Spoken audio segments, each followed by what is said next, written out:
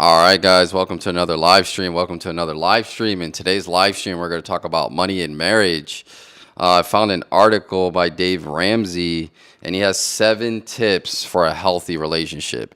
Now, I know most of us probably want to get married at some point, so I think it's only important to go over some tips financially that can help you when you make that happen, right? So let me go ahead and share my screen. Give me just a second because I didn't set it up again.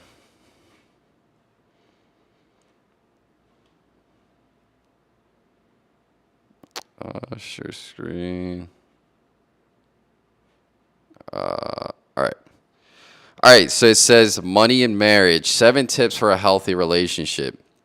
Now I'm going to tell you, I did not read any of these 7 tips. So I'm not going to agree or disagree, or I don't have an opinion on it yet. But as we go through the 7 tips, I'll state my opinion and things like that. So let's see what they say. All right, so the first one is keeping a joint bank account. Now, is this a mistake, or is he saying to do this? All right, I'm not sure if it's saying keep a joint bank account, or is it saying keeping a joint bank account is the first mistake? So let's read into it. It says I gotta move this out the way. This is all in my way. It says some couples think the best way to avoid money arguments is to keep separate checking accounts. His paycheck goes into one account, hers goes into another, and they each pay bills separately. No harm, no foul, right? Wrong. So it looks like they think not keeping separate bank accounts is the best way to go. It says this lays out the groundwork for major problems with your money in marriage. But you guys, marriage is a partnership. It's no longer his or her money, the officiant said. To become one, separating the money and splitting the bills is a bad idea. That only leads to more money and relationship problems down the road. Don't keep separate accounts.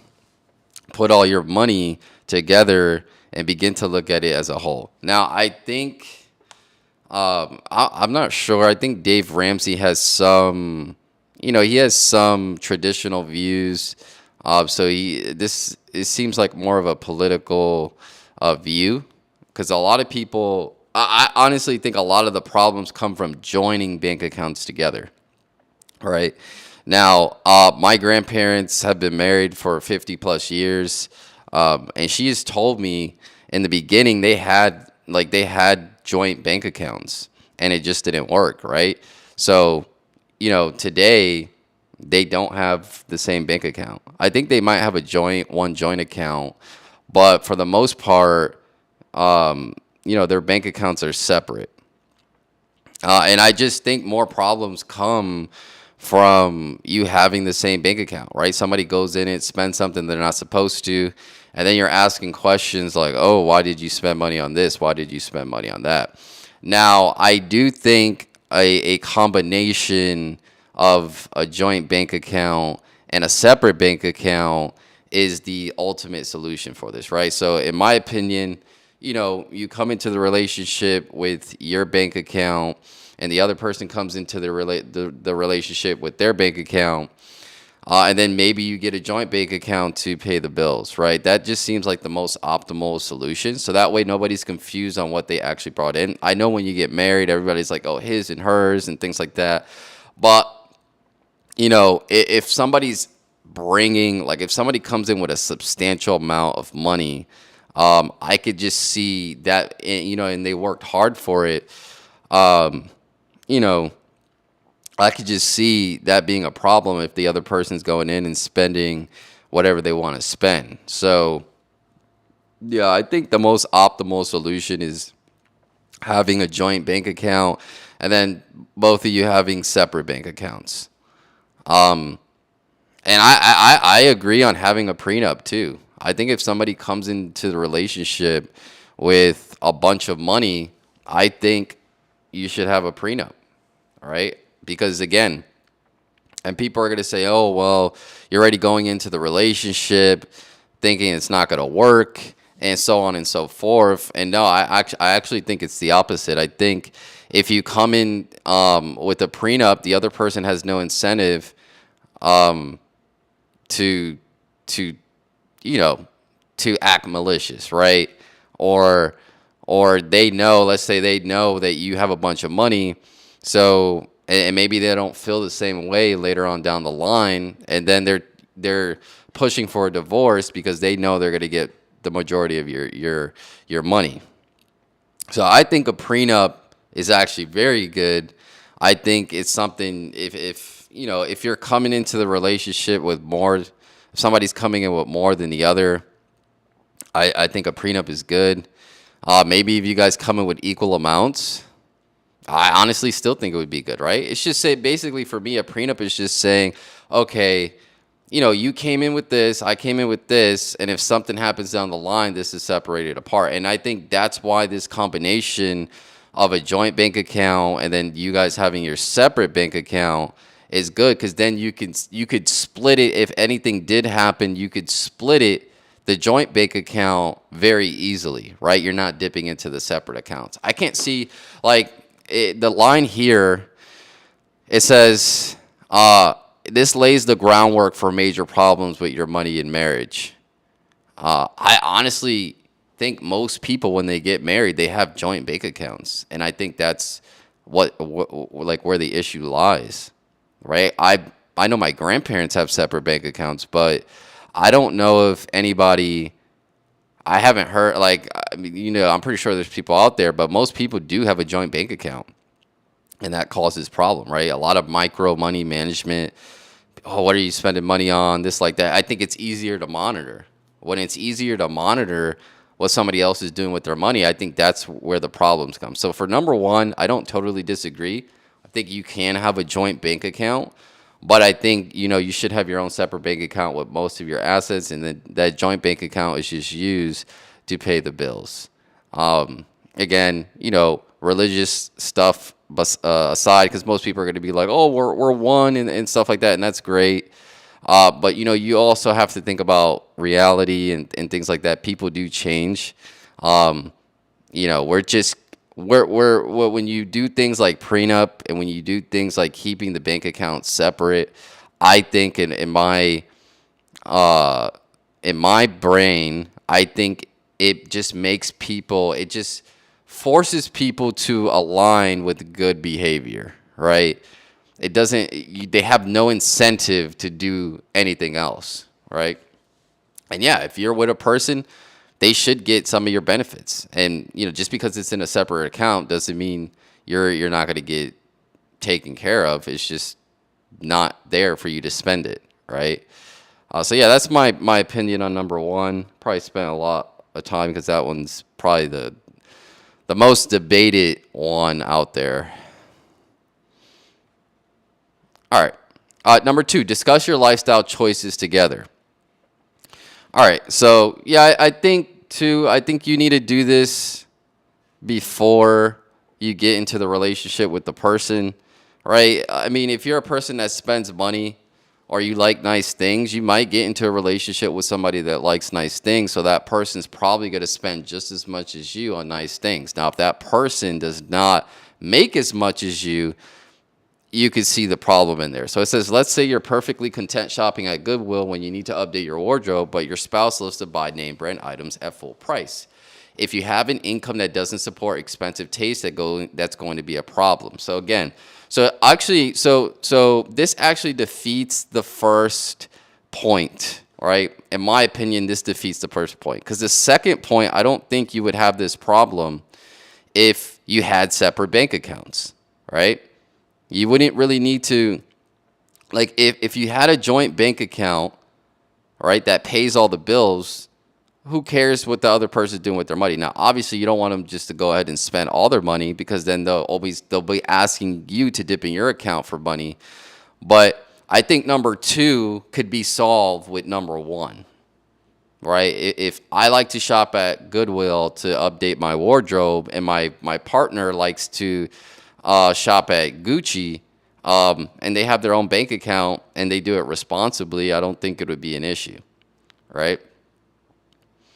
So, yeah. It says if you have an income that doesn't support expensive taste, that's going to be a problem. Marriage is all about compromise. Yeah, I mean, and two, you don't want somebody going out there spending money on luxury items all the time. But again, if you had that separate bank account, I think it'd be easier to solve that problem. All right, number three, recognize your difference in personality. Everyone's money mindset is different, and opposites tend to attract. It says chances are one of your loved ones working with numbers, the nerd, and the other one would rather not be tied down by what the numbers show, the free spirit. One of you might be the saver and the other is more inclined to spend. While personality differences cause some martial problems, it isn't the real root of your money and marriage issues. The source of the problem is whenever one of you neglects to hear the other's input or when one of you bows out from handling the finances altogether. Listen up, financial nerds. Don't keep the money details all to yourself and stop using your knowledge to boss around your free spirit. Again, so this number three, and somebody put a thumbs down. Why did somebody not like this? Please leave a comment.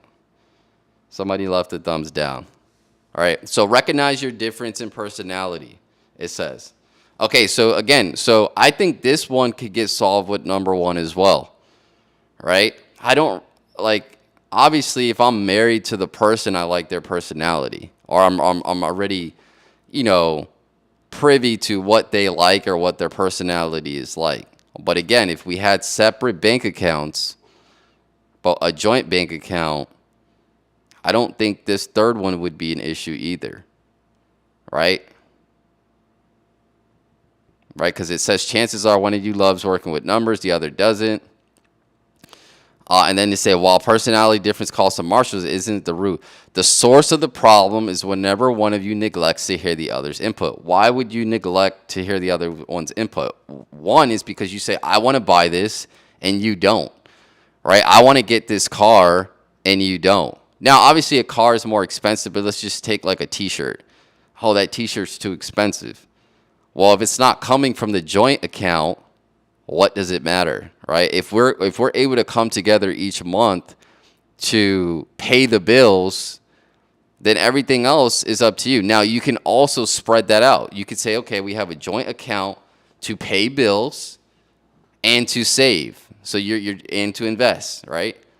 So you have an account that goes to pay the bills. You have an account that goes to invest. You have an account that goes to saving.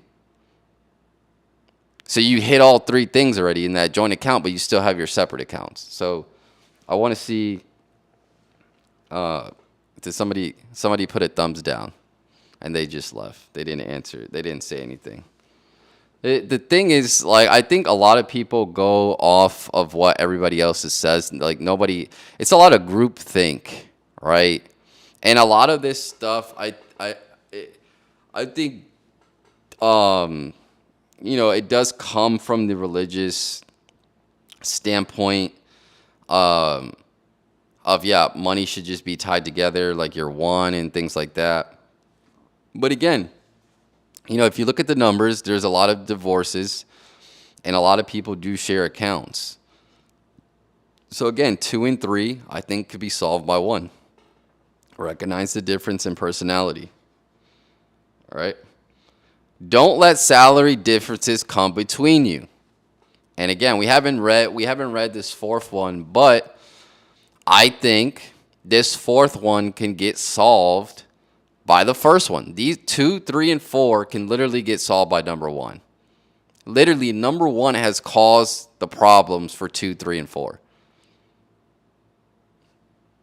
Why? Wait, like, who cares? Like, if we could come together and pay the bills, save and invest in a joint account and have our separate accounts, why is salary coming between us? Let's read. For most couples, one of them probably makes more money than the other. Rarely will you both make the exact same salary, but whether the amount comes to $50 or $50,000 more a year, the same problem can arise. Instead of seeing the full pot as our money, you might think you have leverage over your spouse, all thanks to a few extra digits on your paycheck. Okay, so when you put your money together, and again, this is like the most this is this is the reason why you should have separate accounts and a joint account. Because if that's the problem, like, oh, somebody thinks like they have leverage because they're putting more, that won't be the case in a joint account. If we say, hey, we have this joint account, we're both going to put 2,000 in, and we don't know what's in the separate accounts, but we're both contributing the same amount to the joint account, then what who knows, like, yeah, you'll know, obviously you'll probably know, like, okay, this person's a surgeon, this person's a nurse, um like, obviously the surgeon makes more, but when it comes to the joint account that we only are viewing together, it's going to be equal because we're both contributing the same amount to that, and whatever difference that salaries bring will be in everybody's separate account, right? So yeah, it's not yours, it's ours. There's no reason to hold a higher income over the other's head. Again, that is again, I think number one can solve that. 5, keep purchases out in the open. Being unfaithful to your spouse doesn't always involve an affair. Sometimes it's when you're unfaithful to a shared financial goal by opening a side bank account or stashing away. That's deceitful. The same applies if you have a credit card your spouse knows nothing about. I agree with the first one. I partially agree with.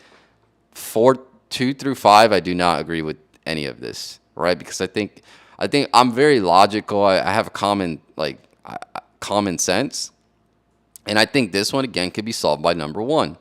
If you in the beginning say, okay, we're gonna have a joint account, then we're gonna have our own separate accounts, there really doesn't need to be any, right? Because when you have the joint account, they're talking about the person that wrote this. I think it's a she, but this is Ramsey's article, but it's a she that wrote, just Rachel Cruz or Cruz, yeah. So keep purchases out in the open. If we have a joint account to save money, to invest, and to pay expenses, there won't be any purchases that are hidden or are out in the open or anything, because whatever goes into that account, we know where it's going to. And we agreed in the beginning that whatever's in our separate account, we could do whatever we want with that because we handled all our business in the joint account, right? Now, I would say this. The only time this probably would not apply, right? And again, I'm trying to think, right? If both of you come into this with jobs, right, and you're able to keep up with the average cost of rent, food, and all that other stuff. But the only time I could see this not working, and this may happen actually a lot of the times, is where the girl gets pregnant and maybe you as the husband don't want to have her work. Then okay, in that instance, maybe you do and I'd probably keep it the same way. In that instance, I would probably just say, okay, I'll pay for everything and you take care of the baby, right? And maybe I put money in an account. I still keep the account separate, but maybe I put, $250 to $400 a week in the account for like little purchases that the girl's gonna make, and do it like that. I could see something like that going on, but even in that instance, it could still be a thing. Or maybe you just give the girl a credit card and say, hey, this is yours, just put the money on there. Obviously, that could still bring issues, but at that point, she's not working, so I would be okay with it from the guy's perspective, right? But that not being the case, I still hold on the joint. One joint and then two separate. All right, so number 6, set expectations together. I think this one I agree with, right? And I haven't read it yet, but I think set expectations as far as, okay, we're going to have one joint account, we're going to have 2 separate accounts, and that's it. And again, this is all assuming you're both working. If one person loses their job or leaves their job or if the girl gets pregnant and things like that, obviously you would need to work out something different because you are married. You should be taking care of that person. But I think if during the times you're both working, I think the setup where it's one joint account and two separates are the best thing. Don't let the kids run the show. And I agree with that one too. When your kids are begging for the latest video game, you think about how well they behave lately and figure out why not. But your spouse is upset because it isn't in the budget. Whether it's buying them toys, giving them allowance, or just paying for their sports equipment, have a way of bringing out the way couples view money differently. You need to come together, talk about it, make a plan. I agree with this one, right? You can't just buy the kids everything, but you don't want to, I guess, deprive them of stuff. So, but you can come together and get that done. So I would say out of the seven, I agree with number seven. Number six, number five, I don't agree with. Number four, I don't agree with. Three, I don't agree with. And two, I don't agree with. And the reason why I don't agree with is because I think those can all be solved by enhancing number one. I think if you say one joint bank account and two separate, and everything in that joint bank account will account for the kids' expenses, will account for the savings and investing, and then also paying off our expenses like our rent, our food, and stuff like that. So if all those things are taken care of, I think you have your separate account that way, and that money, and then that account is where you manage, you come together, you make the decisions, right? It's the same concept. It's just saying, okay, everything after the expenses and all that, it's just going to be our own little thing, right? But yeah, I think that's pretty, I think the way I'm thinking about it is how everybody should go about it, or how most people should go about it, at least how I would go about it, right? I can only give my opinion. I know somebody left a thumbs down, but again, those people that do want a joint bank account, it's more of a traditional view. I wouldn't even say a traditional view. Actually, yeah, it is a traditional view. Traditional view. It is a traditional view. But again, we have to go with the times, right? We have to say, okay, most people are getting a divorce, and I think it's because maybe it's too much of one and not a combination of both, right? So maybe you don't have completely separate bank accounts. I don't think completely separate bank accounts work just because you guys are going to be most likely sharing sharing the expenses. So I think you need to have one joint account that just pays for all the stuff, the kids, the expenses, the rent, and then you can have your separate accounts with all those extra assets that you had together. I don't see why the other person needs to have access to all the assets that you came in with prior to the marriage, right? Like if we're together, it doesn't matter. If you need something, ask. We're not saying we deny the person. We're saying that, for the joint account, we'll pay everything. We'll save what we need to save, and that will be the account to hit our financial goals. But we have our separate things. So if we want to go and buy an expensive belt, we want to go do this, we could do that because we did already. We handled our business in the joint account. The problem is when people just go crazy and go and buy cars and go and buy expensive jewelry and clothing, and you have these joint accounts and there's really no accountability. There's a way you can make it. I don't like. There's a way that I feel like the way that I suggest it can make it really bulletproof, and it's almost like people. It's common sense, but people don't want to see that. A lot of the times, people just, again, it's groupthink. People go with what others say. Oh, it's great to have a joint account and nothing else, no separate accounts, just joint account. But we went through the 7 things and we saw that, okay, you probably don't have to discuss your lifestyle choices as much or recognize your difference in personality because, like I said, if you marry that person, you already know their personality. So maybe you're cool with them liking expensive things, right? But you just want them to use their money to buy those expensive things, not the money in the joint account.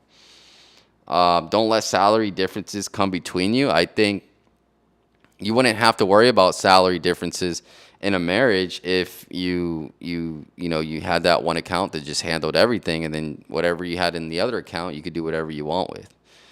But ultimately, I think this has to be decided by the group.